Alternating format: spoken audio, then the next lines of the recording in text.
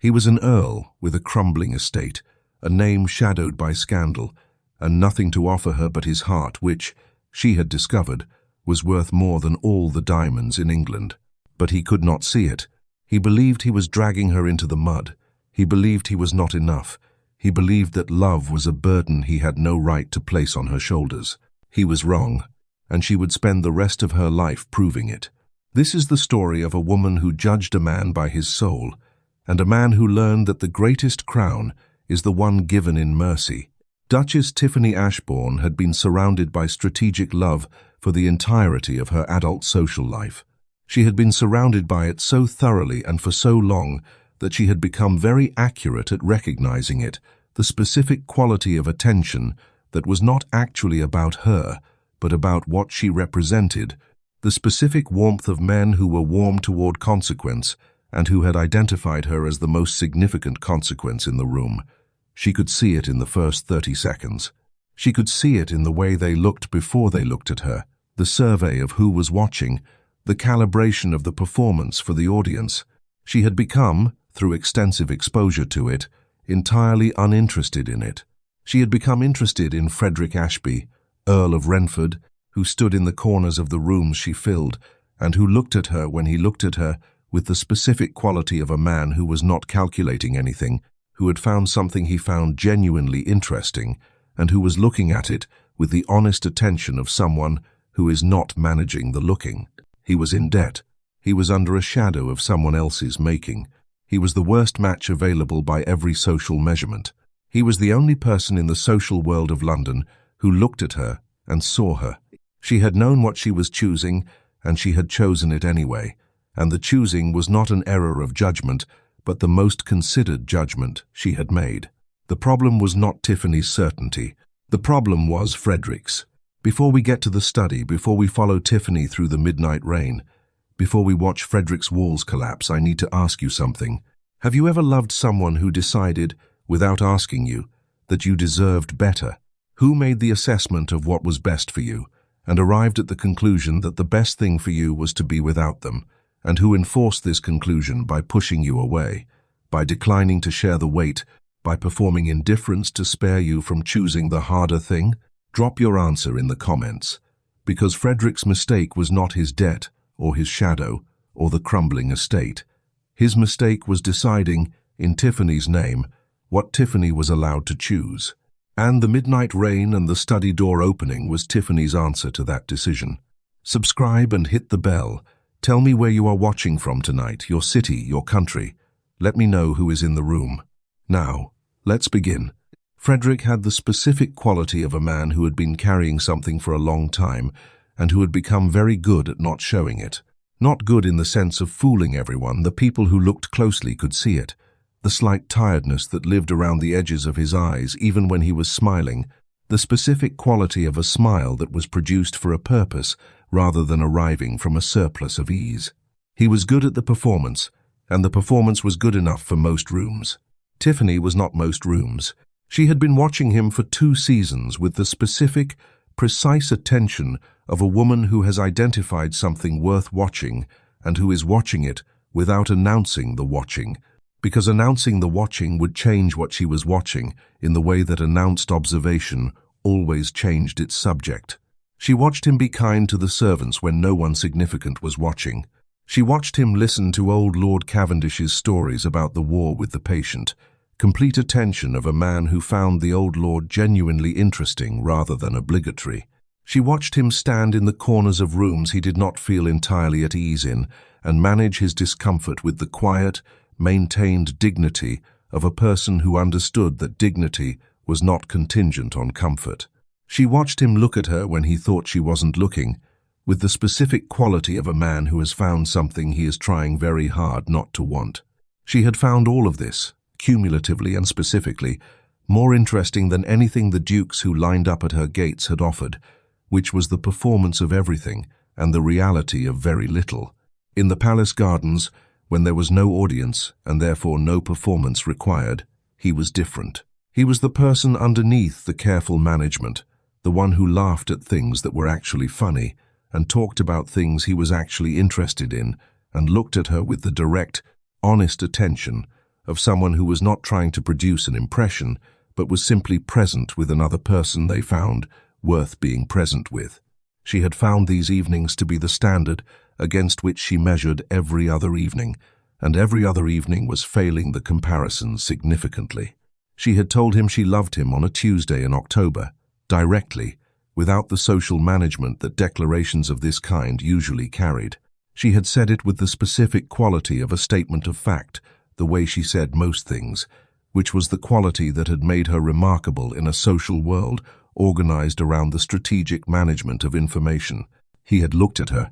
He had looked at her with the expression of a man receiving something he had been hoping for and was now terrified of, which was the expression of someone who has identified the precise size of the gap between what he has and what he would need to have to be the kind of person who could accept what was being offered.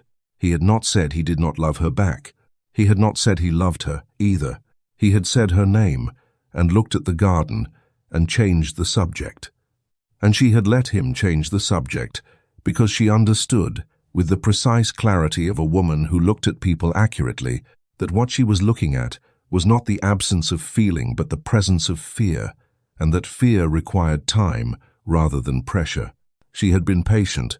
She had been patient while the debt she did not fully know about was getting worse, while the shadow she did not fully know about was getting darker, while Frederick was sitting across the table from her in the palace gardens and smiling the smile that was produced for a purpose rather than arriving from a surplus of ease. She had been patient until he stopped coming.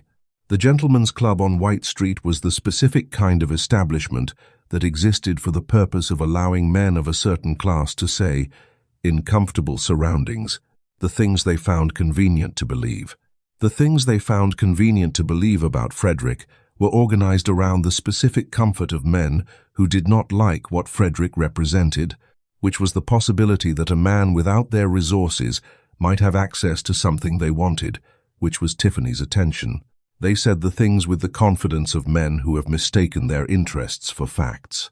"You are a fool, Frederick. A penniless earl cannot keep a diamond like Duchess Tiffany. You are dragging her down into the mud with you. She belongs with a man of true status." They said it not because they cared about Tiffany's welfare. They did not care about Tiffany's welfare, would not have been capable of caring about Tiffany's welfare if it required anything from them. They said it because they had identified a way to make Frederick feel the specific quality of shame that would separate him from the person he was closest to. It was a cruelty deployed as advice. Frederick received it the way a person received advice when the advice named a fear they already had. He had the fear. The fear had been there for months, the specific, grinding fear of a man who loves someone and who is watching the gap between what he has and what he believes she deserves get wider, who is calculating the gap against the question of whether loving her is something he has the right to do when the loving costs her, the specific social currency of being associated with a man under a shadow. He had been managing the fear. He had been managing it with the daily, effortful work of choosing not to act on it, of showing up to the gardens and the assemblies, and the specific, careful proximity of two people who are in something and who are trying to stay in it. The men in the Gentlemen's Club handed the fear a mirror and said, "Look, it is all true." He looked. He made the decision that men make when they love someone very much and have entirely too little information about what the person they love actually values. The decision that good men make when they have been told often enough by the world they live in. That value is a function of what one possesses, and that the person without possessions cannot be a person of value. He decided to protect her by leaving. He did not ask her whether she wanted this protection. He decided, in her name, what she deserved and what she didn't, and then he disappeared behind the decision and let the disappearing speak for itself. He stopped answering her letters. He arranged to be unavailable at the events they would normally have shared. He stood at the edges of the rooms she filled and averted his eyes, which was the specific, familiar quality of a man managing something painful and managing it with the contained dignity that was simply his nature and which looked from outside like coldness. She felt the coldness. She did not understand the coldness. She tried to understand it for 2 weeks and could not find the explanation in anything she had done, because the explanation was not in anything she had done, was in something she was entirely innocent of, which was the debt and the shadow and the men in the gentleman's club and the specific decision a man had made in her name without asking her. She went to find him. She found him at the Cavendish winter gathering, which was the occasion she had identified as the correct one, because it was large enough that a private conversation in a less observed portion of the house was possible without producing the specific, social commentary that followed private conversations at more intimate gatherings. She had the composed quality of a woman who is prepared for a difficult conversation and who is determined to have it completely. She took him to the balcony. He went with the specific reluctance of a man who has been managing the situation and who understands that the management is about to be required to produce an account of itself, and who does not want to produce the account, because the account requires either the truth or the lie, and the lie is going to cost him more than he has already paid. She said, "Frederick, look at me. Why are you running from me? Have I done something wrong?" She said it with the direct, clean quality of a woman who is not performing the vulnerability of asking the question but is actually asking it, who wants the actual answer and is willing to receive the actual answer, however it arrives. He looked at her.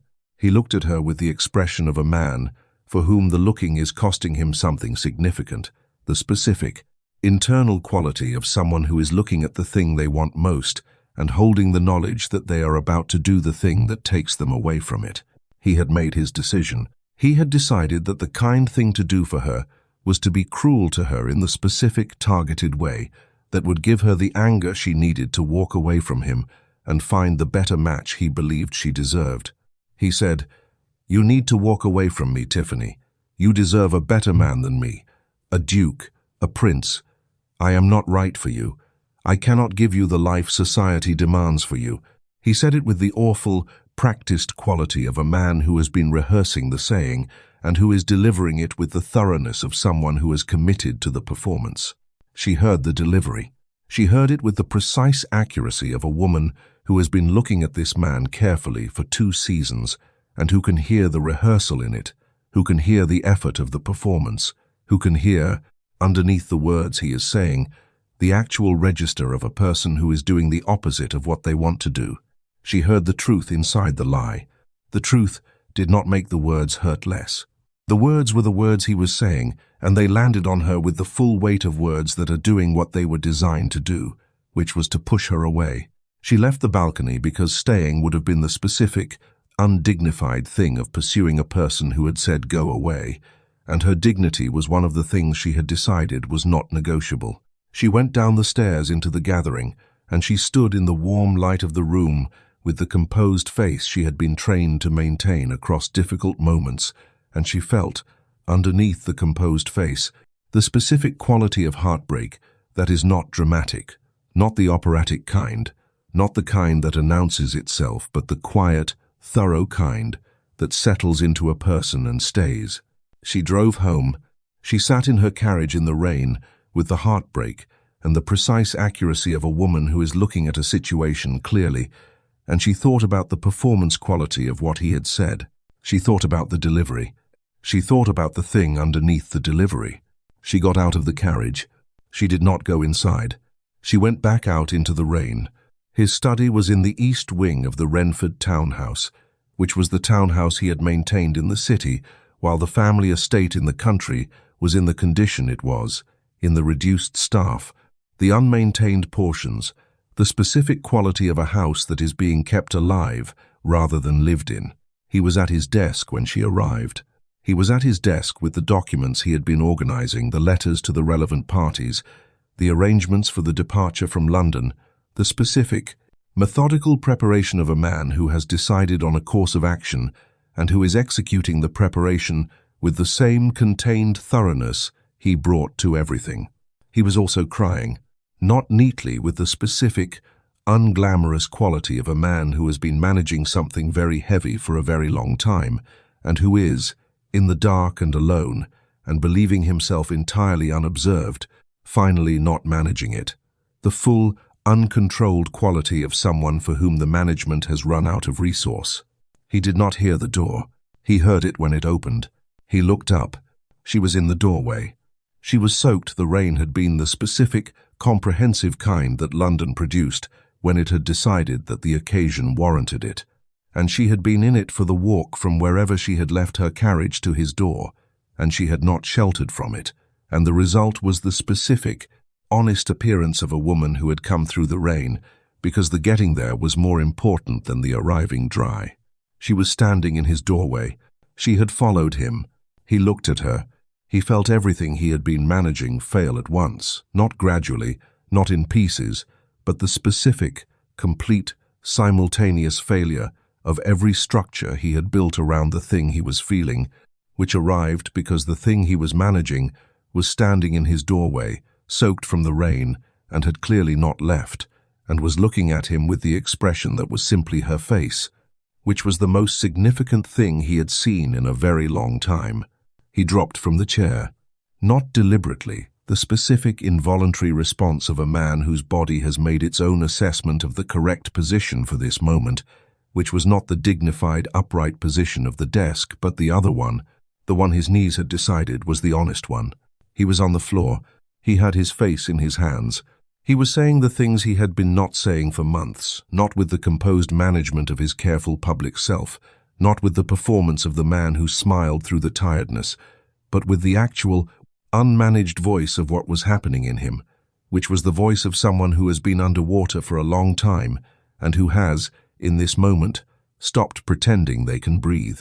"Forgive me, Tiffany. I am drowning. My house is ruined. My name is under a shadow, and I have nothing left to give you. I never deserved your love. I am dragging you into the dirt with me." He said it with the specific, complete quality of something that had been held under pressure for a long time and had found, in her arrival at his door in the rain, the first space it could come out into. She heard it. She heard the debt and the shadow and the crumbling estate and the months of managing it alone and the men in the gentlemen's club and the decision made in her name without asking her. She heard all of it. She came to him. She did not stand in the doorway and receive his confession from a distance. She crossed the room and she knelt beside him in the way of someone who has made a decision about where they are and who does not require any additional information to be certain of it. She reached for his hands. She moved his hands away from his face gently, firmly, with the complete quality of a movement that was not a performance but simply what the moment required. She looked at him. She looked at him the way she had been looking at him for 2 seasons, the direct, honest, unmanaged attention of a person who is looking at something they have found worth looking at and who is looking at it completely. "You absolute fool, Frederick." She said it with the specific, warm quality of a person using that word as an endearment, which required a certain relationship with the word and with the person it was being said to, which she had. "Do you honestly think I care about the whispers of 1,000 superficial lords?" She was still holding his hands. "Society looks at your title. I look at your soul." She said this with the quality she said important things directly, without ornamentation, because the direct version was the accurate one, and the accurate one was the one worth saying. Love is not about finding a man who has everything. It is about standing in the dark with the man who gives me his whole heart. She looked at him with the full weight of 2 seasons of watching and garden evenings, and the composed face in the rain, and the midnight walk back through the wet city and the doorway, and being here now, which was the full weight of everything she had chosen and was choosing. "I am a duchess, Frederick. I can handle the society, but I cannot handle a life without you." She pressed his hands between hers. "Let me carry this weight with you." He looked at her. He looked at her with the expression that was the expression underneath, all the other expressions underneath the tiredness and the managed smiles, and the decision made in her name, and the collapse in the study, the expression of a man who has been given, by someone he loves, the specific thing he believed was not available to him, which was the right to be helped. The thing he had been managing was not the debt or the shadow or the crumbling estate. The thing he had been managing was the belief that he was not worth the helping, that the things that were wrong in his situation were his to carry alone, that asking her to carry any of it was a form of taking from her rather than a form of trusting her. She was telling him that the belief was wrong. She was telling him with the specific authority of the person most qualified to tell him, which was the person who had been watching him for 2 seasons and who had made her own assessment of what he was and who had decided, on the basis of that assessment, that the helping was what she wanted to do. He could not argue with the authority. He had been making arguments in her name for months. She was making one in her own. They addressed the debt. They addressed it with the specific, organized efficiency of 2 people who are both, in their different ways, equipped for the addressing of problems and who have decided to address this one together. Tiffany had resources. She had the resources, and she had the intelligence that had been managing resources for years, and she had the specific, social authority of a woman whose name, in connection with a matter, communicated that the matter was legitimate, which was a resource Frederick had not had access to alone. They addressed the shadow. The shadow was the specific kind that required investigation rather than capitulation, the kind that had been placed there by someone with motive and method, and which dissolved when the investigation produced the motive and method into public view, which it did, because Tiffany's approach to problems was thorough. They addressed the estate. The estate required time and attention and the specific, practical investment of 2 people who were committed to the project and who brought to it everything they had, which was, between them, more than sufficient. These things took time. They took the time they took, which was real time, not the dramatic, single-evening resolution of stories that compressed difficulty into a single scene, but the actual, daily work of 2 people who have decided to be in something together and who are in it. The work was not, in its majority, dramatic. It was the specific quality of 2 people working on something difficult, side by side, the conversations at the desk in the evenings, the decisions made between them, with the mutual accounting of 2 people who have decided that the accounting is shared, the specific quality of being in something together that was different from the quality of being in something alone. He was not alone. He had spent months managing the alone as though it were the only available condition, as though the alternative was not available to him, as though the asking would be the taking. She had come through the rain to tell him the alternative was available. He was in it. The ball was in the spring. It was the King's Spring Assembly, the annual occasion at which the social world gathered to assess its configuration and to register, for the permanent record, the current standing of the people it contained. Frederick held her hand.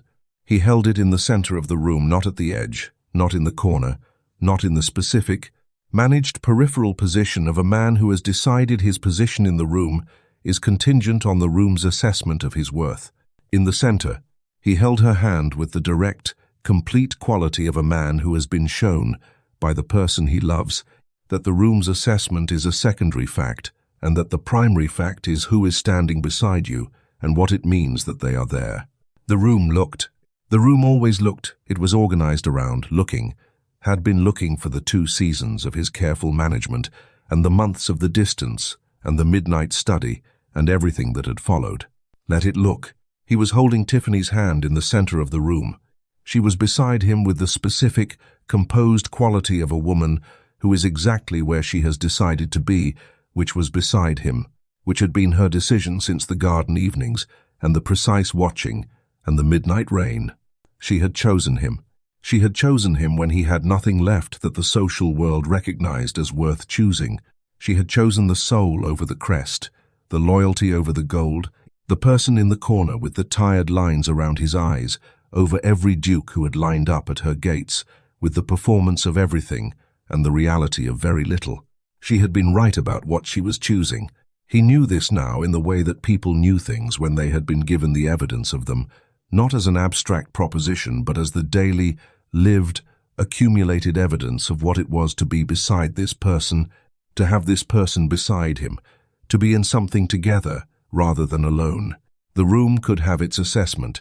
He had hers. Tell me in the comments which moment stayed with you. Was it the garden evenings and the expression of a man trying very hard not to want what he wanted, the decision made in her name without asking her? The doorway and the rain, her kneeling beside him in the study and saying, "You absolute fool," or the center of the room with the hand held, "Drop it below. I want to know what you are carrying from this one, and tell me where you are watching from, your city, your country. Let me know who is in the room tonight. Subscribe and hit the bell, because the next story opens with a woman who has spent 20 years as the best political advisor in England under her brother's name. And the morning her brother announces his retirement and nominates her as his replacement, using her real name for the first time, she has to decide whether the work she loves is worth the exposure it requires. And what happens in the week between the announcement and the first public appearance is the whole story.